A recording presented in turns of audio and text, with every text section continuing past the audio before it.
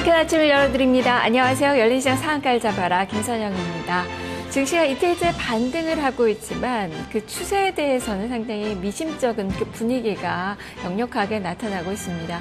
어제 유가증권 시장의 거래 대금이 4조 원을 밑돌았습니다. 최근에 주식시장에 이틀간의 반등에도 불구하고 거래 대금이 여전히 3조 원대 머무는 그 모습이 나타나고 있습니다. 코스닥 시장도 급반등하는 그 모습이 나왔는데요. 어제 1.7%, 1.3%가량의 상승을 출발이 됐지만 하지만 마감은 절반 정도 되돌리면서 마감이 됐습니다. 거래 대금도 2조 원대를 밑도는 그 모습이 나타났는데요. 그만큼 유가증권 시장과 코스닥 시장 아직까지 투자 심리는 많이 위축된 그 모습이 나오고 있습니다. 지금 현재 미국에서 재정결벽 협상이 진행 중에 있고 이번 주에 각국의 경제 지표에 대한 불확실성도 있습니다. 미증시의 휴장을 더 앞두고 있다는 점에서도 투자 심리가 크게 개선되지는 못하고 있는데요.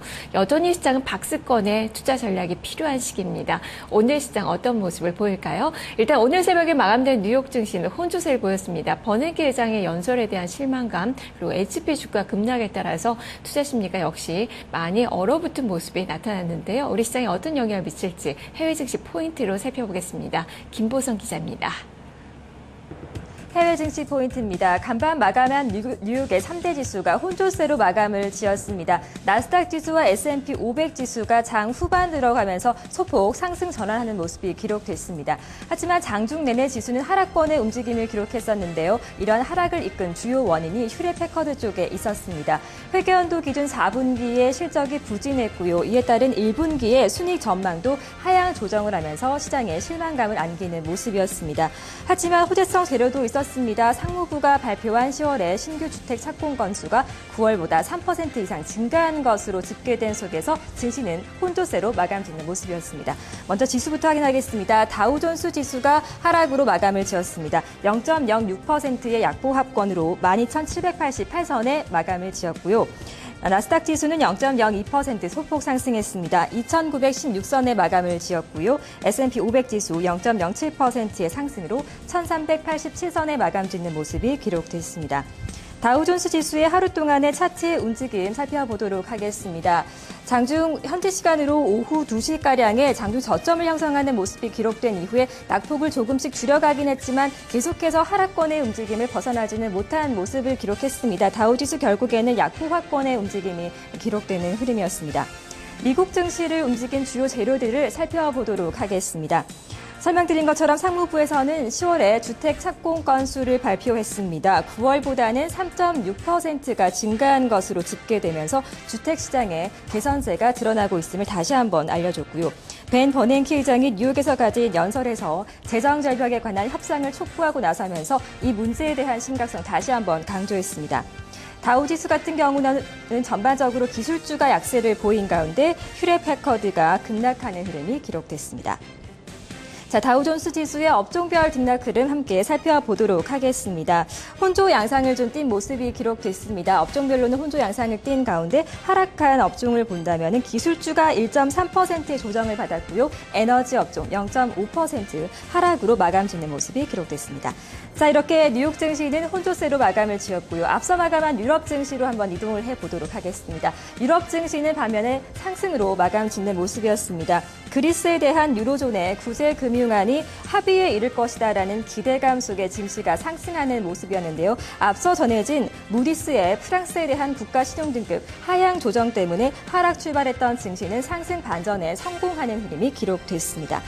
지수부터 확인하도록 하겠습니다. 먼저 독일의 닥스 지수 0.7%의 상승 기록했고요. 7,172선에 마감 짓는 모습 기록됐습니다. 영국의 푸치백 지수는 0.2%의 상승으로 5,748선에 마감을 지었고 프랑스 갸크 지수는 0.7% 정도의 상승 3,462선에 마감 짓는 모습 기록됐습니다. 자, 유럽장을 움직인 재료들도 살펴보도록 하겠습니다. 무디스는 프랑스에 대한 신용 등급을 강등 조치하면서 우려감을 낳는 분위기였습니다.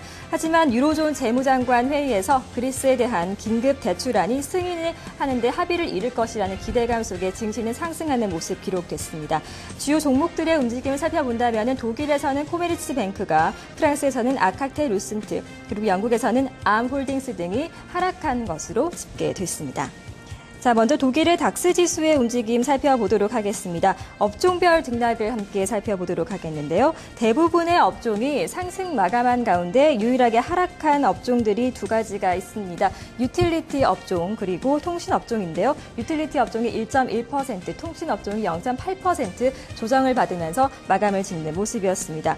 종목별로는 바스프가 가장 크게 상승한 것으로 집계가 됐고요. 코메르츠뱅크 등이 하락한 것으로 집계됐습니다. 자, 이어서 영국의 푸치백 지수의 흐름도 살펴보도록 하겠습니다. 영국의 푸치백 지수도 대부분의 업종이 상승한 가운데 기술주만이 1.8%의 조정을 받는 흐름이 기록됐고요. 프랑스 CAC 지수 같은 경우도 상승 마감한 가운데 전 업종이 상승했는데 유일하게 기술주만이 0.09% 소폭의 조정을 받은 것으로 마감됐습니다. 자, 미국과 유럽 증시, 국내 증시 영향력은 어떨지 좀 살펴보도록 하겠습니다. 먼저 긍정적인 면은 미국에서 발표된 주택 지표가 개선되고 있는 흐름이 계속 이어지고 있다는 점을 꼽을 수 있을 것이고요. 이스라엘과 팔레스타인의 정전 협상에 대한 기대감이 좀 높아지고 있지만 여전히 이 부분은 좀 불투명한 상황인 만큼 계속적으로 지켜봐야 할 것 같습니다. 자, 반면에 우려되는 부분은 무디스가 프랑스에 대한 신용 등급을 강등 조치했다는 면입니다. 자, 이렇게 해서 오늘 장의 해외 증시 포인트를 살펴봤습니다.